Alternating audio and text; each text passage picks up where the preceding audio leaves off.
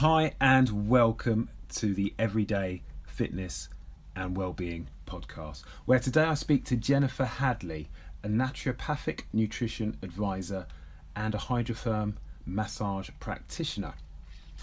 In this episode, we start with a look back at her recovery from the rare and life-threatening HELLP, that's HELLP syndrome.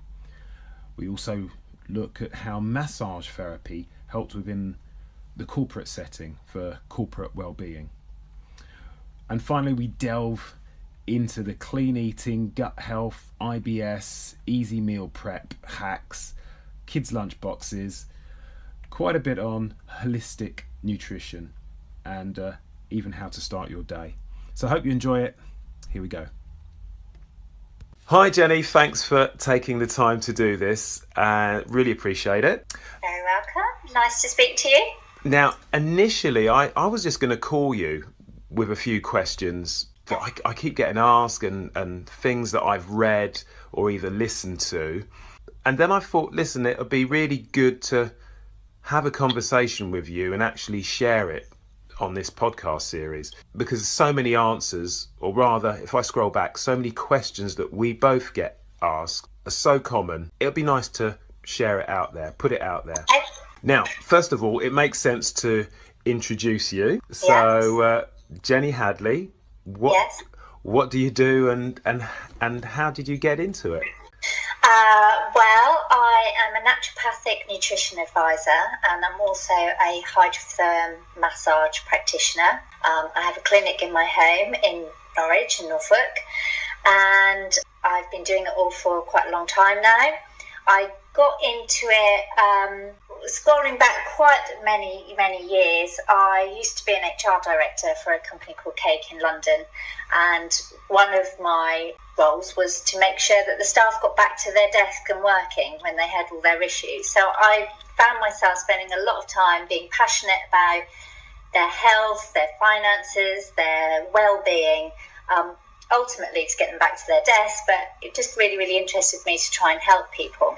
So in 2000 I first trained as a masseur, and while I was still working in HR I would then use those skills around the office when everybody was looking a bit tense, and I would go up to them and give them a little massage. I've had the managing director laid out on the boardroom table pummeling his back and all sorts of things I used to get up to, ultimately to increase the productivity of all the staff. Now, did that work? Yes. Right. Totally worked, yeah. I mean, everybody had their problems, and, I guess maybe I've got no way of knowing if I really did improve things, but I think that, they used to laugh and say that I was the office mum. I used to look after everybody, and I had lots of lovely messages from them years later when we all reconnected on Facebook.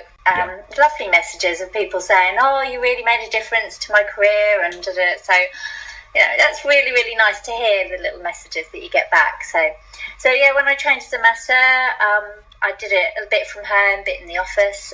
Then I had a break while I had my children, but actually that was probably my real starting point as to why I became a naturopathic nutrition advisor. I was really ill. Right. I had my children. I have a disorder that's related to pregnancy called HELLP syndrome. It's HELLP, HELLP syndrome. And basically it nearly kills me. I go into organ failure. My goodness. Yeah, right. It's quite serious, very serious. The statistics on losing life, either the baby or the mother, are actually really high. And it's a miracle that me and my babies survived it twice. Wow. So I'm not allowed to have any more babies, but I was really ill. My body encountered a massive assault on my organs when I went through the HELLP syndrome. The NHS were brilliant, absolutely amazing. They've saved my lives and my baby's lives twice. So I've got great respect for the NHS. But after that, it took me a long while to get well. GPs didn't really know what to do for me. And it was then that I started researching and finding out more and more about nutrition. I've always been aware of nutrition. My mother is a home economics teacher, so we've always had good, healthy food and food grown in the garden. And that was when I found my course. I trained with the School of Modern Naturopathy, and it was brilliant. It was just the best thing I ever did for my family, for me, and I'm really pleased to report that I'm really healthy now. So, what time frame was this, Jenny? So you were very ill after the birth of the 2004. 2004, yeah. Yeah. The second one was in 2007. Okay, so from 2004 all the way through, or what was the time scale of illness and severity of the illness? So my son was born July 2004, and I don't think I ever felt normal again until about 2010, maybe 2011. I had extreme exhaustion. I would literally hit a wall halfway through the day and couldn't take care of my children. It was really, really, really hard time. Always had that foggy head feeling, never felt clear in the head. And you just have to survive. You do what you can for your children, but I used to get down about it quite a lot, and I'm a very positive, upbeat person. And it was the thought that I had to resign myself to the fact that I was going to always feel like this for the rest of my life. Oh my goodness. And I couldn't accept that. And it really was understanding nutrition more, understanding about clean eating, you are what you eat, making sure that I had the variety of the food, all the good fats, the proteins, the carbohydrates, everything I needed to get through the day, and water. Oh my gosh. Yeah. Who knew we needed just so much, just water? Right. Now, okay, so let's dig into this. This is 2011 is the time that you started to feel much better, or not feel much better, but you notice you were feeling less unwell. Yeah. And when did you start the course, or when did you really dig in roughly? Was it roughly the same time, or was it before? No, I had probably about 2 years of fumbling my way around the internet, finding information before I actually started my course. Yeah, probably about that. And actually, what is amazing is how quickly I recovered. Wow. Okay. Yeah. Just through your and you said earlier that the GPs were scratching their heads. Is it because it's how common is this? HELLP syndrome? Yeah. Very, very rare. Actually, though, ironically, my GP's wife had it. Okay. So it's really good to have somebody that knew what it was. Exactly. When I had my second pregnancy, I used to have to take my notes about what HELLP syndrome is to my appointments, because everybody knew what it was. It was that rare. Thankfully, as you said, the NHS were brilliant and they stepped up. Yeah. Oh my gosh, they were amazing. And, the fact that, I didn't have to worry about bills at the end of it or anything like that. Come on, let's get political here. Well, it was something so rare. It's hardly surprising that that would have been a worry. To be looking for specialist help, etc. Yeah. So you felt that with the help of your GP, who really understood, certainly great help from the NHS as well, and you doing your own research and getting into nutrition, you had a quick turnaround, a quick improvement, shall we say? Yeah, really quick. It's amazing how when you give your body the right things, it functions at its optimal. It works. Wow. So this is around 2011, and around that. What did you do, or what steps did you take to that made the most difference? Let's think. What did I do? I would start the day, as I was very aware of taking care of my liver, because it was actually my liver that nearly blew up. Okay. So I would really eat cleanly. So I wasn't giving my body anything that it didn't know how to process. So I cut out all artificial flavorings, sweeteners, sugars, and things like that. And actually, that was really easy to do, really easy. Just ate really, really cleanly. Made sure that every meal had protein, carbohydrate, and the good fats. I started each day with a big cup of hot water and lemon. Okay, yeah. Really flush everything through. And it really was as simple as just eating cleanly. Right, we might dig into the whole clean eating because it's been quite popular, a bit of a bandwagon to jump on. Not a terrible bandwagon. Obviously, I think you're talking about it in its truest sense rather than being gimmicked, so to speak. But let's get back to your course now. So you've started your journey of researching nutrition more, and you've healed yourself. And what exactly was the course, or what exactly is a naturopathic nutritionist? Well, the naturopathic nutritionist looks at you holistically. So quite often at the GPs, you've only got a small amount of time. They can only look at the one thing that you're going in and saying, well, I've got this, this, this, and this, but they can only deal with one thing at a time.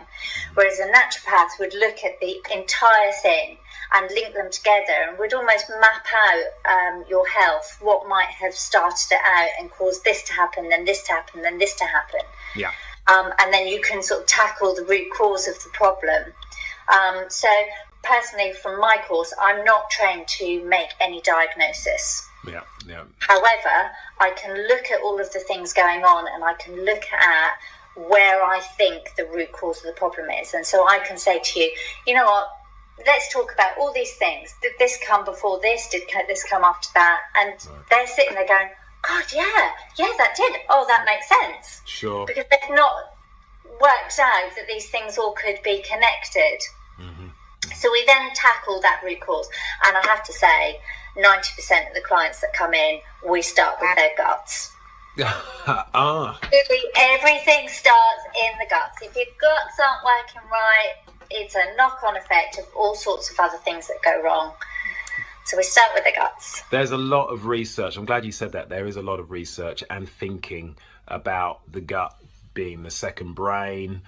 And if we don't want to go too airy-fairy, at least the gut flora and and how that interacts with everything. There's my big jar of what's called Jen's Hooch, but that's my kefir water, and I brew my own probiotic. Oh, let's dig into that a little bit later as well. And I'll probably pinch a recipe off you. I want to... Well, next time you're up this way, I'll give you some, because they multiply, they're alive. Right. I've got tons of the stuff. So next time you're around, come round, I'll give you a jar and tell you how to work it. Brilliant stuff. I'll hold you to that. Brilliant stuff. Okay, so you're saying about a lot of problems starting with the gut. So common requests or common questions that you probably have. I'd imagine IBS is one of them, but maybe you could share other common questions you get. Or yeah, a lot of the clients come in, they've been under the doctor and they're just kind of sent off with unexplained IBS, and like I felt, they just don't want to resign themselves to the rest of their lives being stuck with this unexplained IBS. So I help them work out what the trigger is for their IBS. A lot of the times they have got a lot of other symptoms, whether it be anxiety, depression. With the women, lots and lots of female hormonal related issues. They'll have dry skin, asthmas, eczemas and things like that going on, brittle nails, some of them are deaf, and these are all things that are started at the gut. Wow. So they and we have had times where people have come in and they've got some other issues going on in their body, and I say, you know what, I'm going to just start you with a gut plan and see if that makes a difference, even though you're not presenting with any digestive issues. Yeah. But once we do start working on their guts as if they did have digestive issues, their other problem gets dealt with. So I imagine also in external factors such as stress and, as you mentioned, also anxiety, these other factors can compound as well on the gut. Well, it's a two-way thing actually with something like stress. Is stress can affect your gut, but actually your gut can affect your ability to deal with stress. Okay, well, let's explore this more. So if we imagine a typical client who's come in and you've suggested investigating or starting with the gut in a basic format, I mean really basic, what sort of things would you be suggesting to them? Say drinking more water, or cutting out sugar, or eating breakfast or not eating breakfast. Say something very simple that you might start with. Well, quite often when people come in, they're really overwhelmed at the thought of changing their diet. We spend a lifetime creating our eating habits. So actually, as an adult, to change eating habits is really challenging, especially when you feel rubbish. Yeah. It's overwhelming. So sometimes we do start with something really, really small, like saying, come on, let's introduce a big cup of water and lemon in the morning to start your day, and let's just talk about breakfast. Right. Yeah. Okay, and I'll help them. So I'll say, well, let's have a week of you having breakfast, and let's plan it and work out, and this is what you're going to have. But ultimately, what I work them up to do is an elimination and challenge plan. We got given a fantastic plan from where I did my training, created by Linda Lazarides, who created the course. She's got lots and lots of books published, and so it's being created through years and years of experience, and it's brilliant. Okay. So we eliminate certain food groups. I won't say too much on here because I don't want people to just go off and do it without supervision. Okay, I also wanted to ask you a little bit about diets as a whole, not a specific diet, but for example, we've got the 5-2, we've got fasting in general. Lately, there's been the ketogenic diet, higher fat diets. I've recently heard about time-restricted eating. One of my clients was asking me about not eating after 8 or not eating in the evening, etc. Vegan, obviously, recently did a podcast with a vegan. That was very interesting. Paleo, very fashionable. Oh, clean eating, as you've mentioned, although I think you've put it in perspective of its benefit rather than it's not a terrible trend. But we're bombarded with all these different approaches, and often the key message is just less, as you've said, less processed, more green vegetables and fibre, and not to eat too much or too late, and as you said right at the start, more water, and maybe more Mediterranean, perhaps, as often put. Is it really that simple? Yes and no. Right, yeah. Yes, I think it's as simple as clean eating. I think that not one diet plan will suit every single person. I think there's a lot of trendy diet plans that are not working for people because, one, they're not doing it right. Two, they're not getting support. I mean, the fasting plan, for example, would be horrendously dangerous for somebody who is had hypoglycemia. Yeah. So, it's be sensible about what your current health issues are. So it's if you're eating to lose weight, one, get your health in order first. Start at the gut. Yeah. Two, don't believe everything you read. Planning is really, really important, but I do believe in eating the rainbow, clean, unprocessed, eat as locally organic as possible, but also don't go for pigeon-sized portions. Right. So a lot of people say, oh, I can't possibly eat this big plate of food. Eat it, because if you make your body feel that you're going into a proper fast, the first thing that's going to happen is your metabolism is going to slow straight down. So that's going to hold on to as much as it can. And also making sure that you're getting really good variety as well. There's so many plans that say, don't have carbs, they're going to make you fat. But actually that depends on the carb. If you're going to eat lots and lots of refined carbs, pasta, bread, pastry, they're going to raise your health risks, and yes, they could add to your weight. But if you have good slow releasing carbohydrates like pulses, chickpeas, beans and things like that, they've got more fibre in them. They are slow releasing, so they'll keep your energy sustained, and actually you're much less likely to feel hungry and snack on them. So, it's find what's right for you. I see. Definitely clean eating defined as what you've just put. Yeah. Unprocessed, a variety of foods. So avoid all the branded or not branded weight control foods. They try and make it really, really easy for you by saying this is low fat, low calorie and so on. Actually, a lot of them are then loaded with artificial flavourings and sweeteners and things like that to make them taste good. Actually, what that then does is an artificial sweetener will actually make you crave more sugar. Yeah. There are lots and lots of other health implications from having these artificial sweeteners. I mean, they're a chemical at the end of the day. Why would you? Yeah. Fair enough. They can, let me see, I've got some notes here. So the artificial sweeteners can change your mood, your memory, your ability to learn, can give you headaches, insomnia, dizziness, fatigue, can make children hyperactive. I mean, the list of things that artificial sweeteners are known to do. I mean, don't get me started on aspartame and the ridiculousness of it being in diet drinks all the time. And you're more likely to drink more of them because it makes you crave more sweet things. So try and avoid those artificially sweetened foods that are meant to make life easier for you when you're watching your weight. Wow.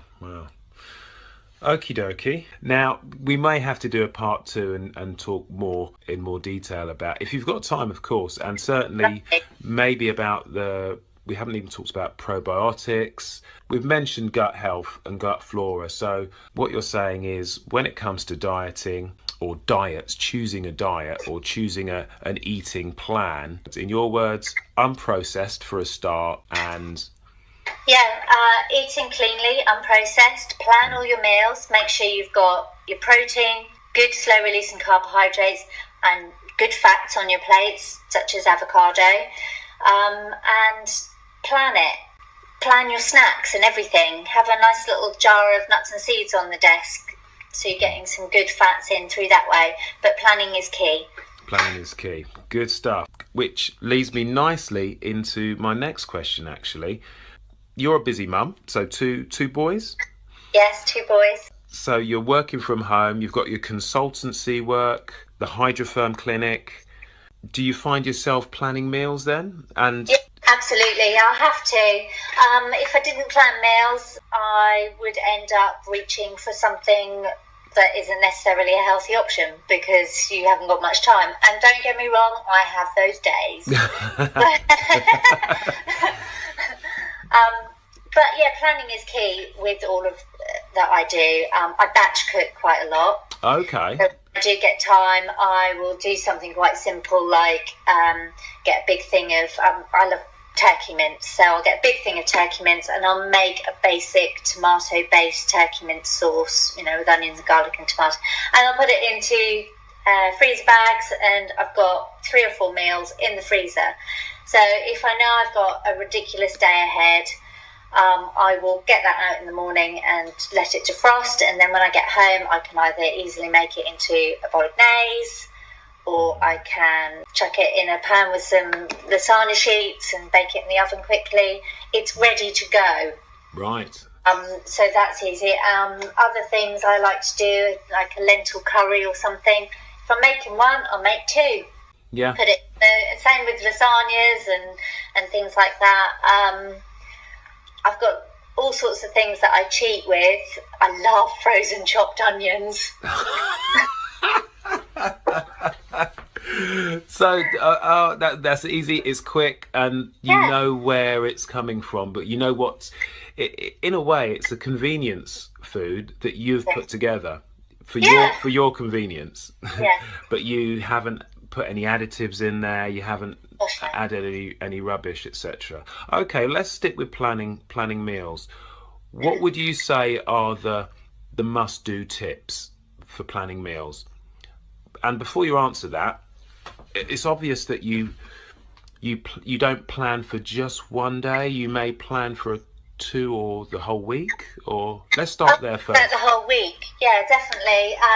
So, for example, one of my favourites is making chicken noodle soup, and I'll get a whole chicken and put it in the big pot, and with loads and loads of vegetables and everything. That night, I will take off some of the chicken breasts, and have it with some boiled potatoes and mixed vegetables and things like that. The next night, I'll have taken the bones out, obviously, and I've got a chicken noodle soup, chuck in some noodles, blah, blah, blah. And then the third night, I can put that into a pie or something like that. Or, maybe leave a couple of days in between it or something. Or I'll freeze the leftovers for another day. I mean, I guess that's old-fashioned cooking, isn't it? When people cook a roast on a Sunday and make a pie on a Monday. It does help having a mother who was a home economics teacher. Yeah. Okay, that must save some money, to be honest with you, compared to always in and out of the supermarket. Oh, absolutely, yeah. And I think I try and plan at the beginning of the week before I go shopping, or whatever day I'm going shopping. I'll write a list about what we want to eat coming up, because otherwise it's really easy to get into the habit of just buying the same things and eating the same things. Okay, right. So, must-do tips then for listeners who are going to start planning meals. Your takeaway containers. Oh, yeah. On a Sunday night or whatever, chop up those carrots, those cucumbers, all your veg, and have them already chopped and ready to go in little containers in your fridge. Right. Meal preparation. Yeah, it's dead easy then. So when you come home and you've got 2 really, really hungry children, you're absolutely shattered. You just open the fridge and, okay, I can throw this and this together. It's healthy. I haven't got to spend hours chopping. Okay, well, let's stick with children, actually, as you mentioned that. And this is perhaps a question that I'm really seeking an answer for. Kids' lunch boxes. Yes. Right now, I know it's beneficial as parents. We need to lead by example. Well, I have my vices and my sweet tooth, and it hasn't gone unnoticed by my own children. So I've had to curtail certain bad habits. What would you put in a packed lunch? What do you do? And what 1 or 2 things would you suggest to parents? I know we've just mentioned meal preparation, cutting everything up. Sure, that's for larger meals, but you know what lunch boxes are like and what kids want in their lunch boxes. So what do you do? And of course, what would you suggest to other parents? I try and make my lunch boxes look as colourful as possible, so that you don't open it up and everything's orange, or beige. Yeah. Again, I use the little takeaway containers. I have carrots and peppers and things cut up specifically ready for the packed lunches. I have lots and lots of little pots. I've got little pots sitting on my desk now, that they have in their packed lunches. So in our packed lunches, they have a little carton of juice, and I use the wholemeal thins.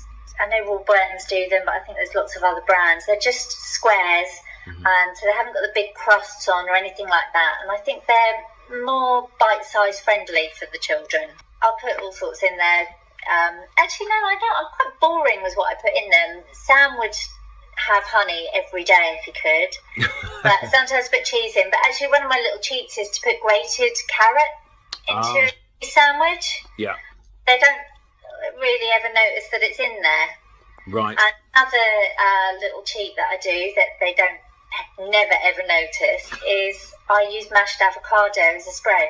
Yes, I've tried that. I've got to be quite stealth with it. Yeah, oh gosh, if they spot it, one of my children loves avocado and the other one just thinks it looks horrendous and won't go near it. But little does he know, he has a whole avocado every day, either in his sandwich or in his smoothie. Wow. Yes, it does work in smoothies. Does work in smoothie, yes. That is one of the other things that I have just started doing.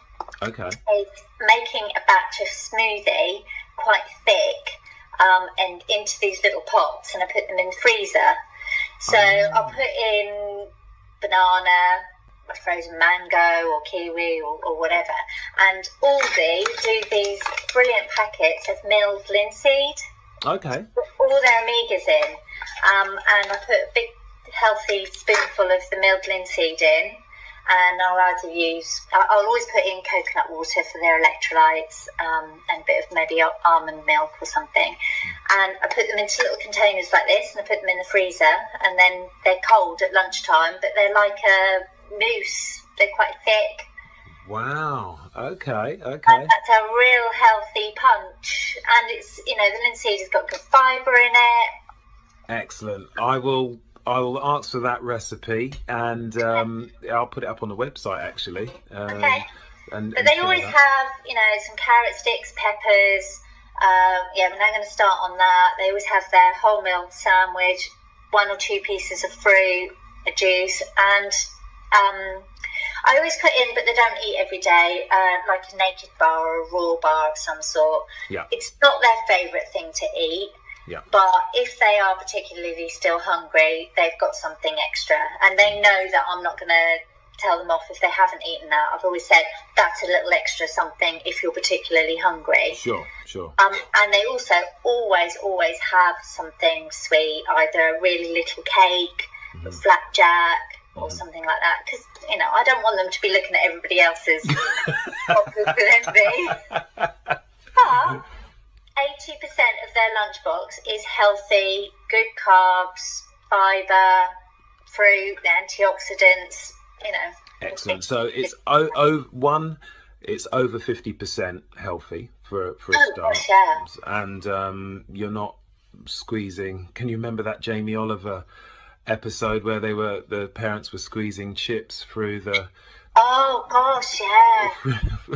So your kids don't have chips regularly in their lunchbox? Not in their lunchboxes. No.